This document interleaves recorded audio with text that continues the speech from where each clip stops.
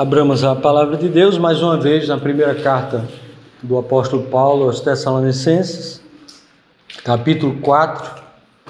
Nós iremos dar sequência à última exposição, iniciando, portanto, a leitura a partir do versículo de número 13. 1 Tessalonicenses, capítulo 4, a partir do versículo 13 até o versículo final, versículo 18.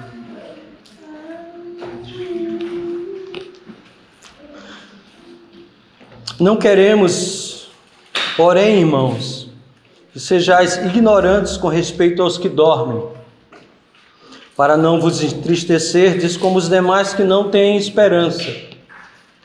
Pois se cremos que Jesus morreu e ressuscitou, assim também Deus, mediante Jesus, trará em sua companhia os que dormem. Ora, ainda vos declaramos por palavra do Senhor isto: nós, os vivos, os que ficarmos até a vinda do Senhor, de modo algum precederemos os que dormem. Porquanto o Senhor mesmo, dada a sua palavra de ordem, ouvida a voz do arcanjo e ressoada a trombeta de Deus, descerá dos céus, e os mortos em Cristo ressuscitarão primeiro. Depois nós, os vivos, os que ficarmos, seremos arrebatados juntamente com eles entre nuvens para o encontro do Senhor nos ares, e assim estaremos para sempre com o Senhor. Consolai-vos, pois, uns aos outros com estas palavras. Amém. Senhor, abençoa-nos, não somente pela leitura e compreensão do que lemos, mas pela exposição, explicação, entendimento da Tua palavra, para o nosso conforto, o nosso consolo, para a Tua glória, bem como para a nossa instrução e edificação, em nome de Jesus.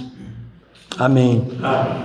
Nos 2 domingos passados, nós estivemos analisando de perto as 2 primeiras sessões do capítulo 4.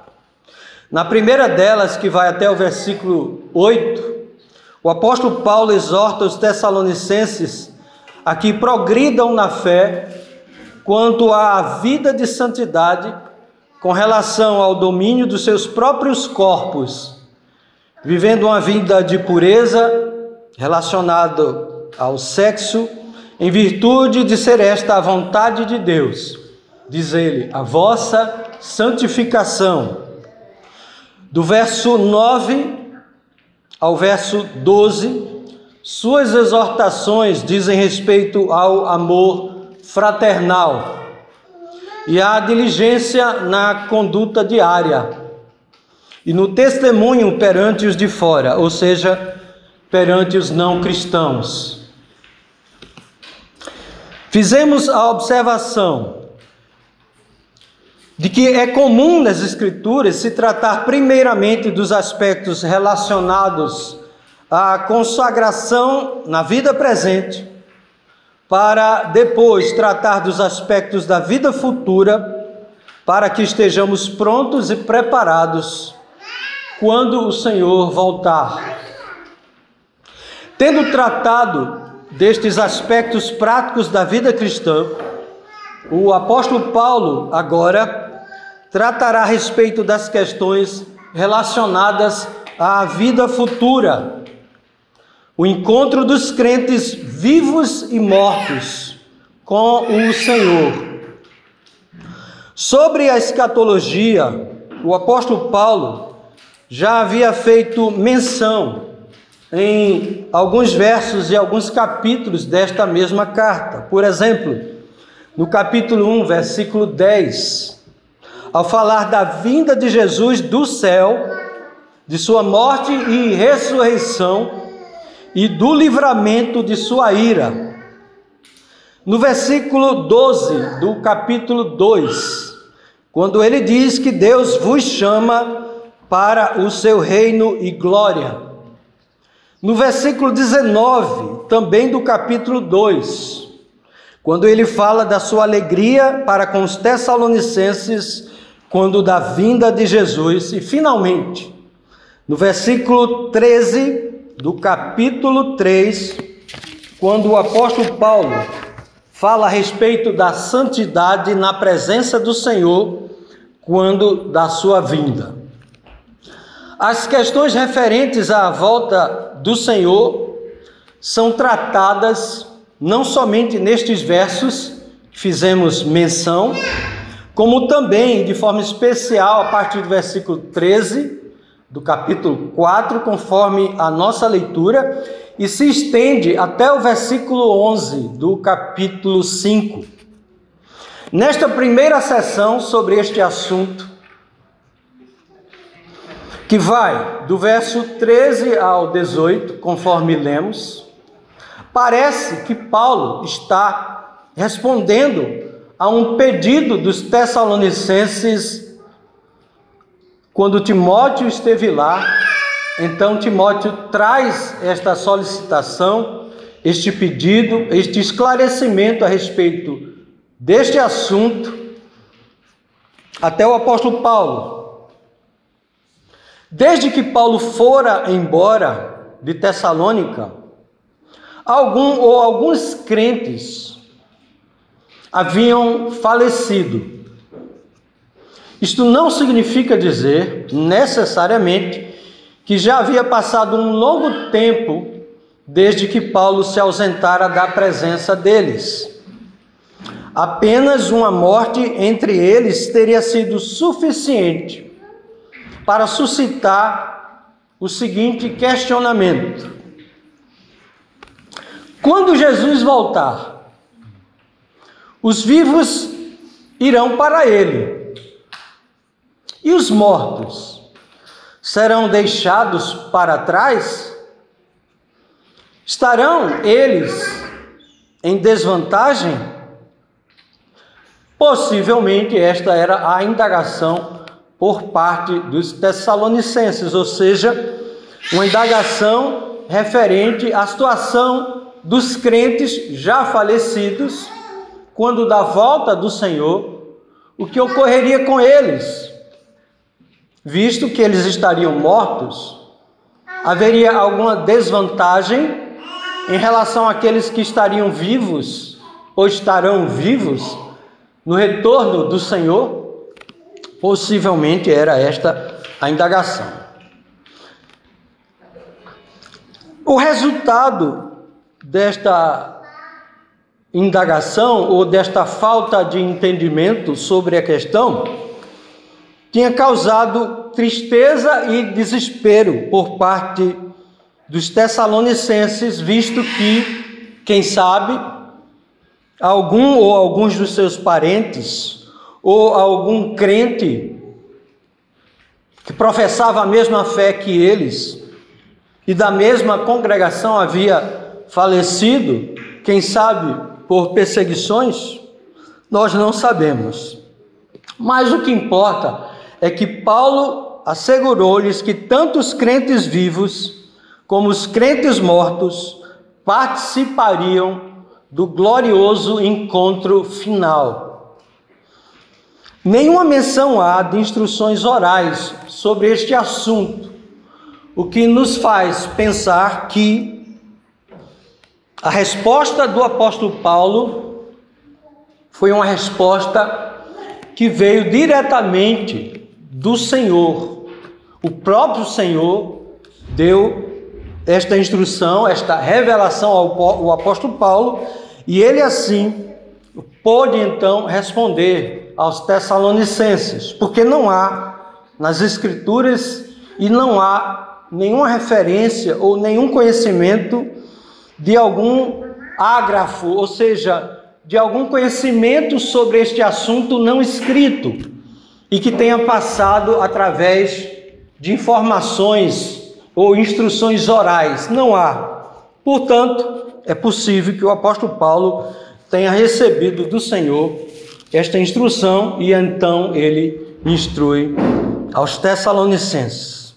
Por essa razão, Paulo então afirma no versículo 13: não queremos, porém, irmãos, que sejais ignorantes com respeito aos que dormem, para não vos entristecerdes como os demais, que não têm esperança.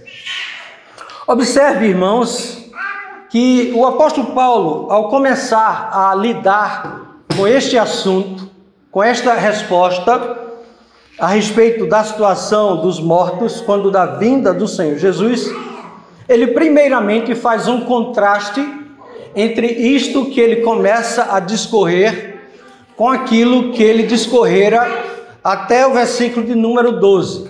Os irmãos lembram que no início do capítulo 4, no verso 1, e no início da segunda sessão, a partir do verso 9, o apóstolo Paulo diz que era do conhecimento deles a respeito da santificação e também a respeito do amor fraternal. Já era algo conhecido por demais por aqueles irmãos. Entretanto, eles precisariam desenvolver tanto o aspecto da santidade, da pureza de vida, com relação ao relacionamento íntimo entre eles, como também com relação ao amor fraterno. Era algo, portanto, no qual não havia ignorância. Entretanto, quando ele começa a discorrer a respeito da volta do Senhor Jesus Cristo, dos acontecimentos finais, ele deixa claro, aqui pela passagem, que não era, obviamente, um assunto do conhecimento dos irmãos tessalonicenses. Por este motivo, eles indagaram a Timóteo, que indagou ao apóstolo Paulo, e por isso ele dá essa resposta. A palavra não, esta negativa não, ela é enfática. No texto grego, de fato, este versículo começa com a negativa. Isso significa dizer que, em hipótese nenhuma, o apóstolo Paulo quer que eles sejam ignorantes. Isso é fundamental, porque a vida cristã não é vivida somente por meio de orações. É também, obviamente, é fundamental. A vida cristã não é vivida simplesmente pelos costumes religiosos, pelo ouvir dizer, ou pela prática, digamos, evangelical dos dias de hoje. Porque a igreja A, a igreja B é assim ou é assado. Mas a vida cristã, ela é vivida por meio do conhecimento. E um conhecimento vindo da parte de Deus, que foi grafado, que foi escrito, tanto no Antigo Testamento, quanto no Novo Testamento. Isto fica claro, porque a resposta do apóstolo Paulo se dá por meio de uma carta. E esta carta chegou até nós. Nós, portanto, podemos ter conhecimento a respeito deste assunto escatológico, dos eventos finais, por meio da palavra de Deus. Não é por meio de sonhos, de visões ou de revelações, mas por meio da palavra escrita.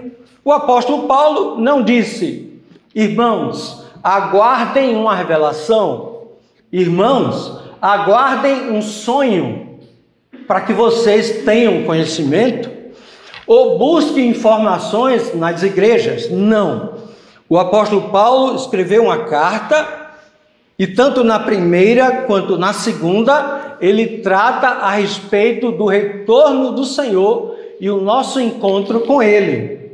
Isto está escrito, isto chegou até nós, e com a graça de Deus chegará às gerações vindouras, as gerações futuras, que devem ser ensinadas nos seus lares ou na igreja, e é da nossa responsabilidade.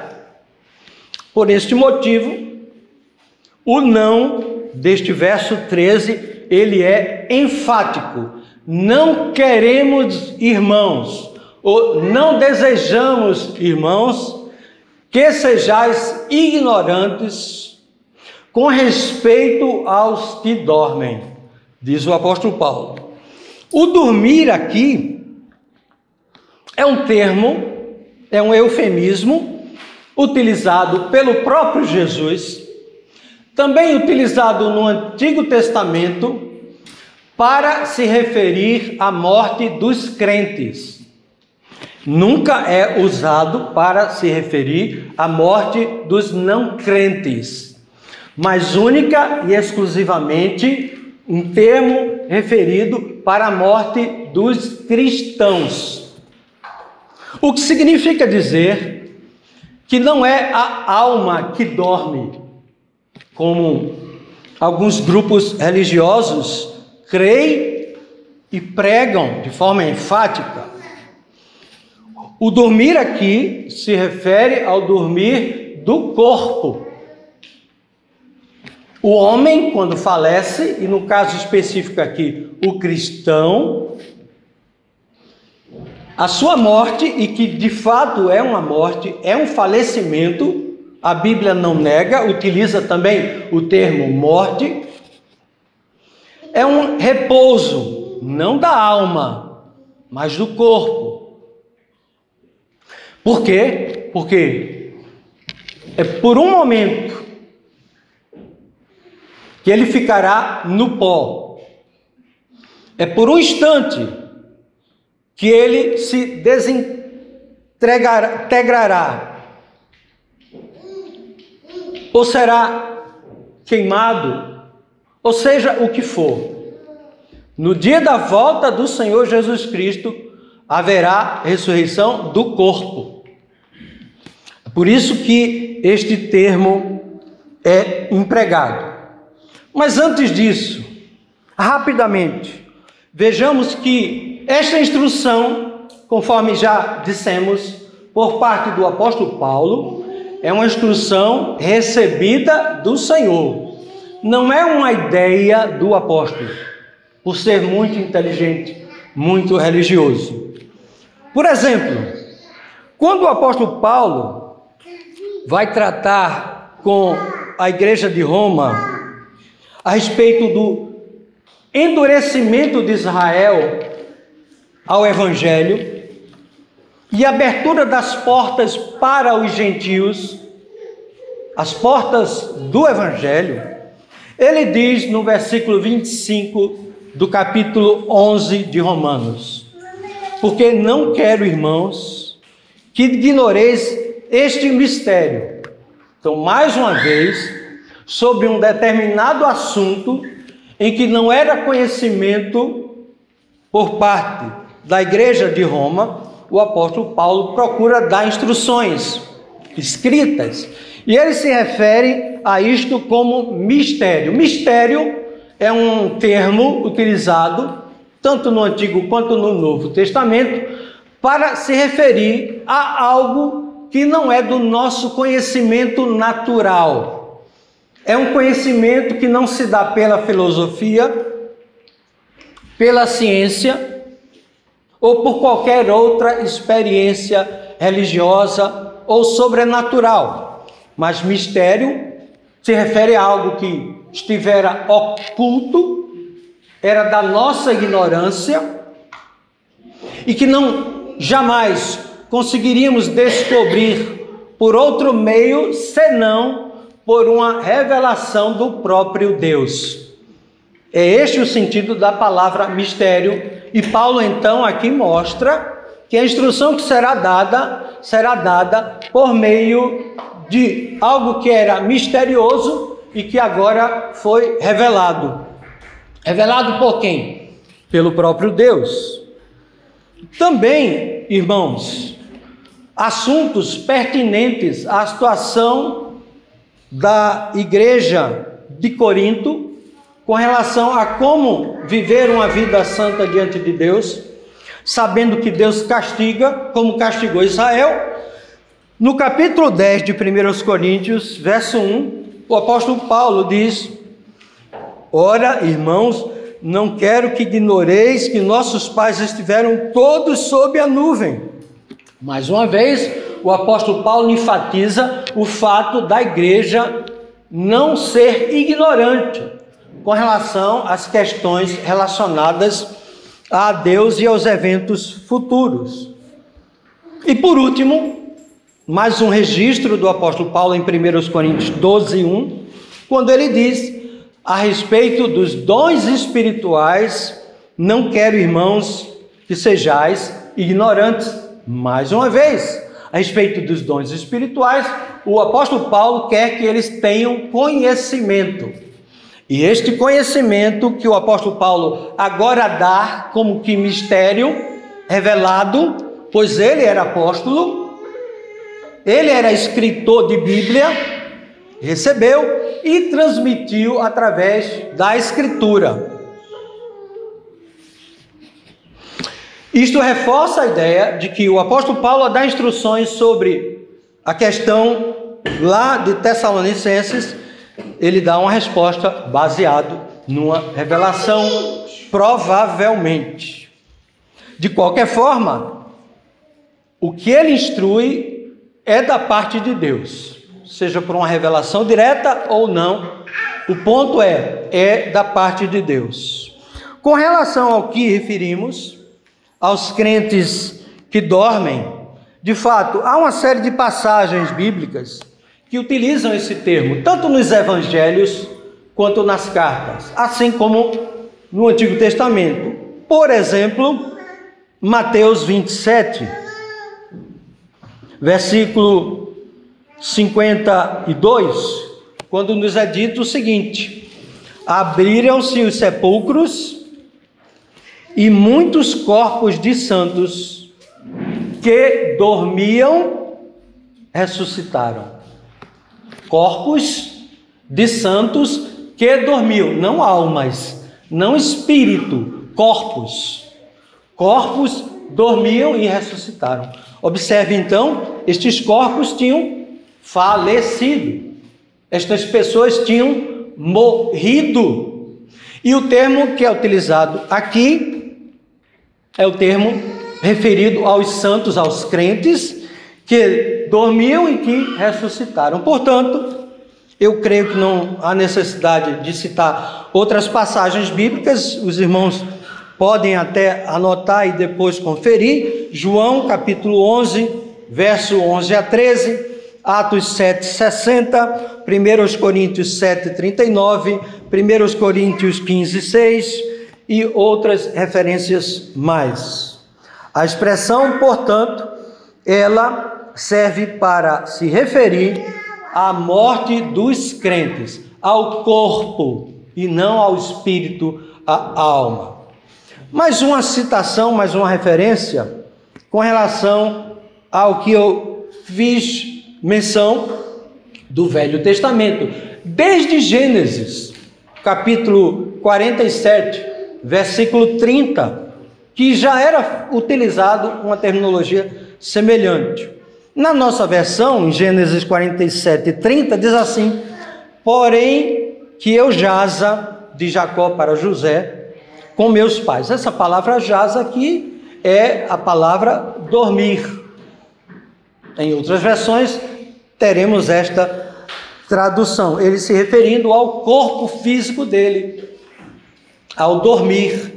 Ele queria ser enterrado junto com os seus parentes. Também os irmãos depois podem consultar 2 Samuel 7,12, quando diz assim: quando teus dias se cumprirem e descansares com teus pais, descansarem, observe, descansares, então farei levantar depois de ti o teu descendente, que procederá de ti, serei o meu reino. Mais uma vez, dormir, descansar, são termos referentes à ideia do corpo dos crentes. Por que essa ênfase que estamos a dar? Porque, infelizmente, no meio que se diz evangélico, há quem defenda o sono da alma. Quando os crentes morrem, falecem, então as suas almas ficam a dormir. Nós iremos ainda tratar deste assunto na próxima sessão, mas que os irmãos tenham clareza de que o termo dormir é utilizado para os crentes que faleceram e especificamente para os seus corpos materiais, físicos, e não seu espírito, que volta para Deus. Hoje estarás comigo no paraíso. O apóstolo Paulo diz que para ele era melhor morrer e estar com Cristo. Infinitamente melhor é estar na presença de Cristo. Portanto, Paulo não quer que eles se entristeçam com esta situação. Não quero, porém, irmãos, que sejais ignorantes com respeito aos que dormem, para não vos entristecerdes. O entristecimento aqui não é que Paulo negue que se um crente perder um ente querido, ele não venha a se entristecer. A Bíblia não condena. Há um entristecimento, há um choro, há um lamento, há uma dor. Mas o entristecimento aqui é pela falta de esperança que eles tinham. Porque eles achavam que aqueles que morreram, que faleceram, que dormiam, quando Cristo voltasse, eles não sabiam o que ocorreria, o que aconteceria com estes corpos. Eles achavam que os vivos, quando Jesus voltar, crentes, teriam uma vantagem sobre os mortos, e os mortos ficariam em desvantagem. Talvez eles crescem na ressurreição do corpo, mas não sabia o que ocorreria depois. Provavelmente eles sabiam do arrebatamento dos crentes vivos e da transformação destes corpos para o encontro com o Senhor nos ares. Mas com relação aos crentes falecidos, quando Cristo viesse, qual seria a situação deles? Eles continuariam a viver esta vida com o corpo ressurreto? É esta a resposta que o apóstolo Paulo dá. Não havia esperança por quanto da parte deles. É por isso que o apóstolo Paulo diz, para não vos entristecer de como os demais que não têm esperança. Os demais que não têm esperança são os descrentes. Porque, de fato, qual é a esperança do mundo? Quando partirmos desta vida, qual é a esperança?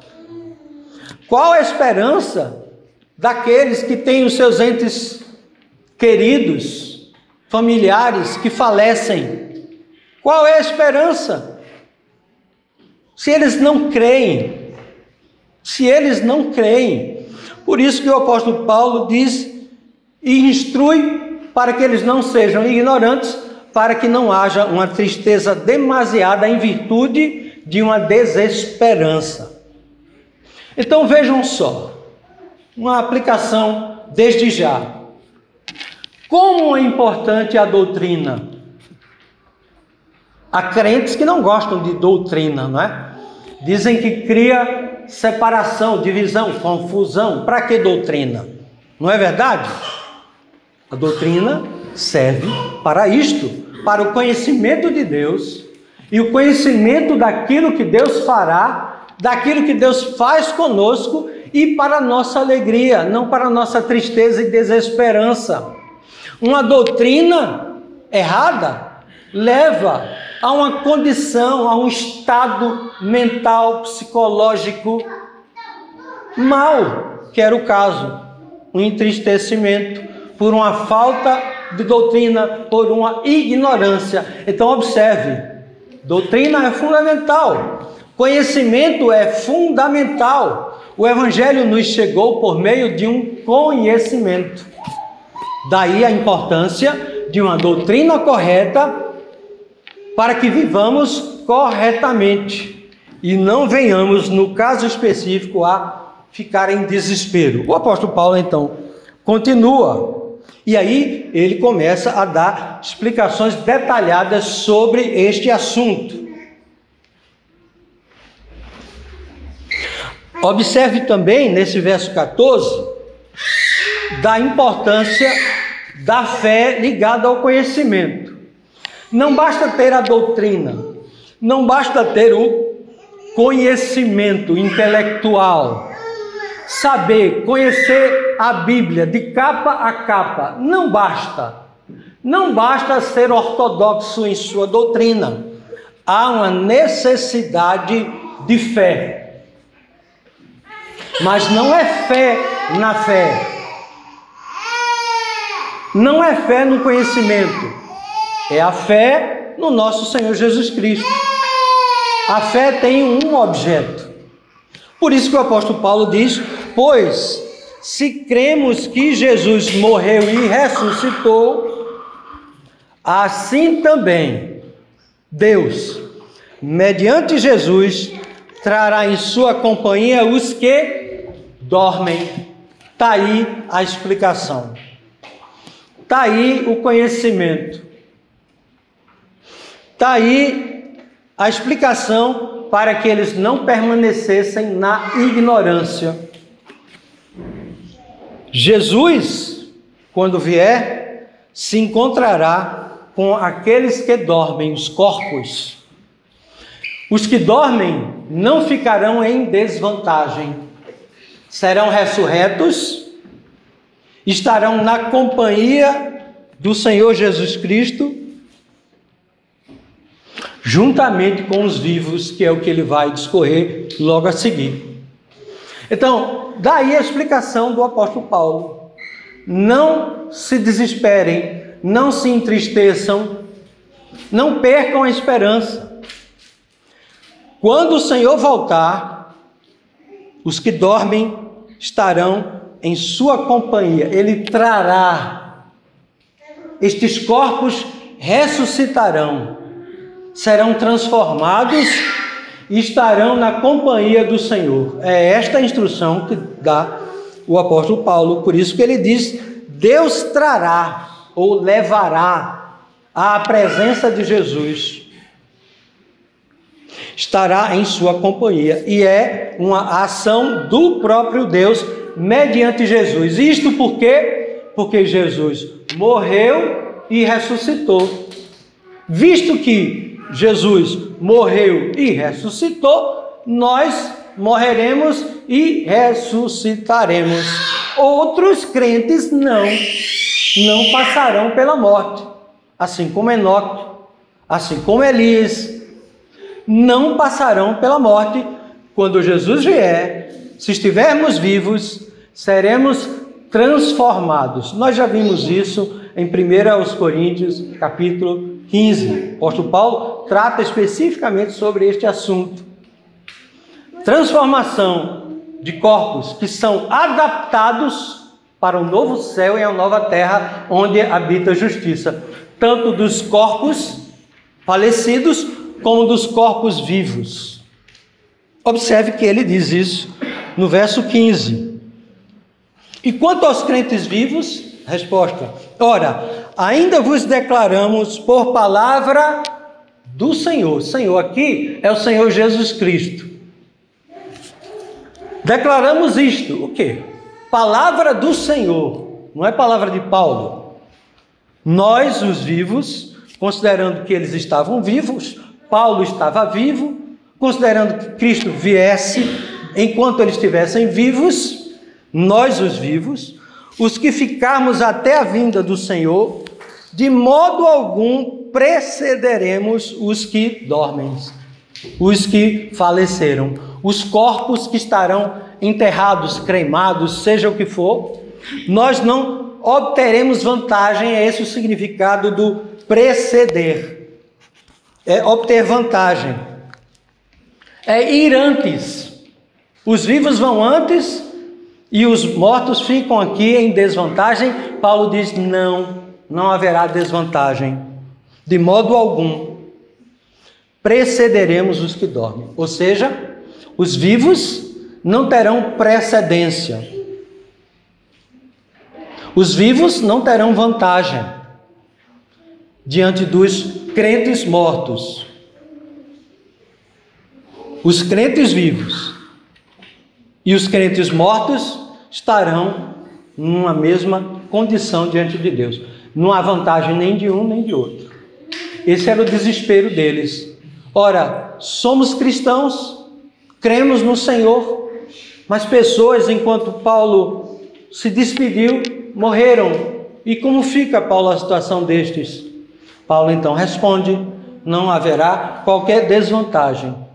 Por isso que ele continua no verso 16, porquanto o Senhor mesmo, e aí ele vai dar explicação a respeito de como será isto.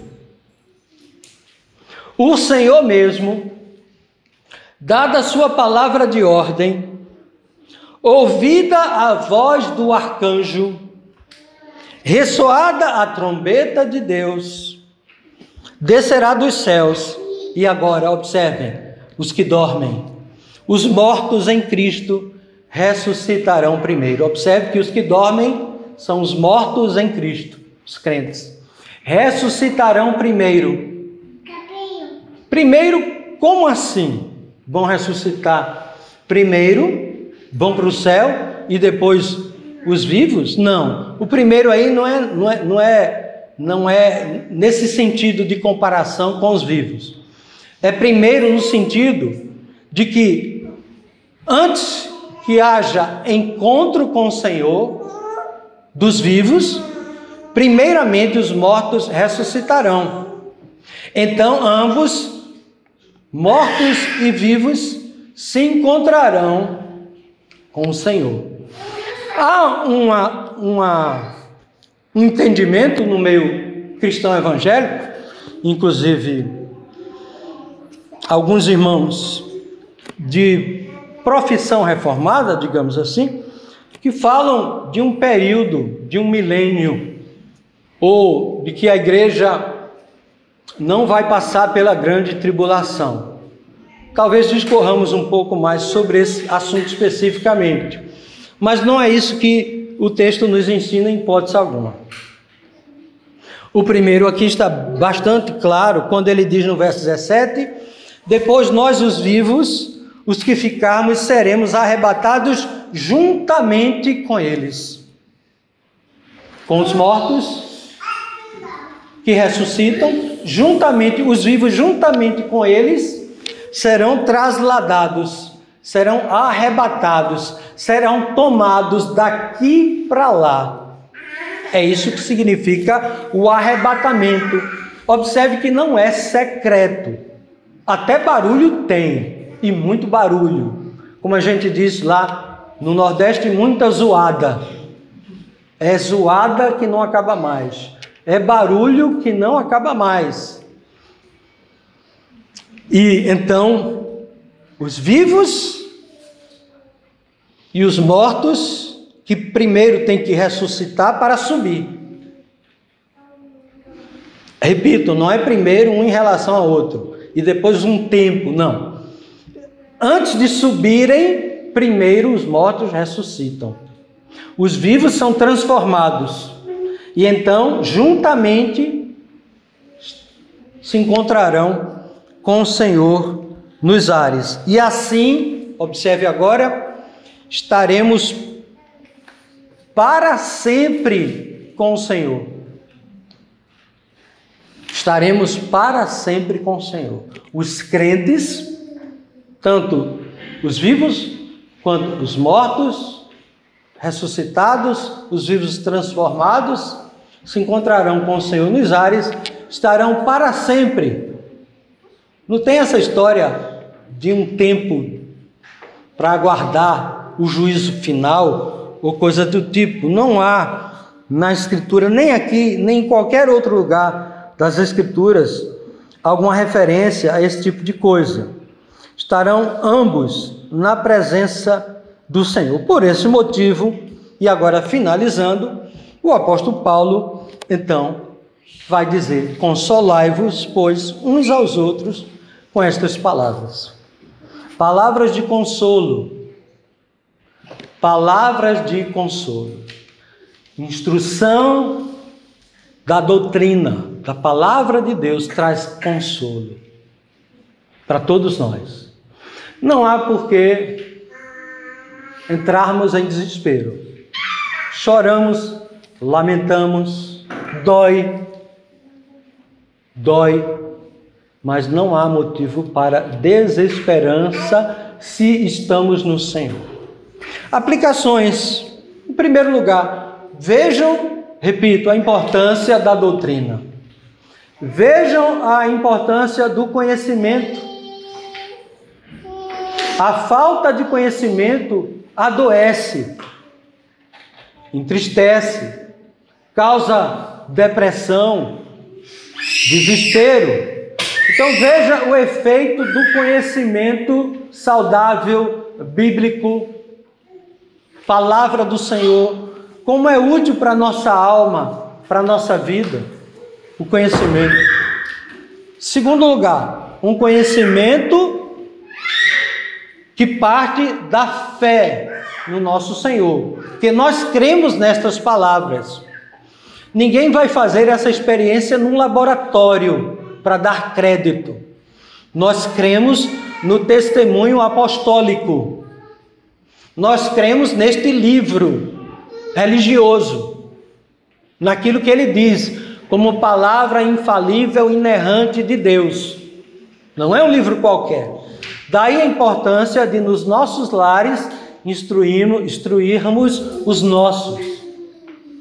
O que diz então das nossas criancinhas que aqui estão, serem instruídas no lar, desde a mais tenra idade. É a instrução do apóstolo Paulo. Terceiro lugar, que tenhamos sempre essa expectativa da volta do Senhor. Nenhum de nós pode afirmar com certeza que vai morrer. Não é verdade? Se Jesus voltar hoje, amanhã, depois de amanhã.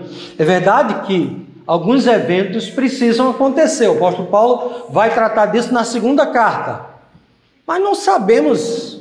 Será que nós teremos conhecimento de todos os eventos ocorridos no mundo? De todas as pessoas? Pode ser que já esteja a ocorrer. Então, nós temos a certeza de que um dia estaremos diante do Senhor. Isso é certo.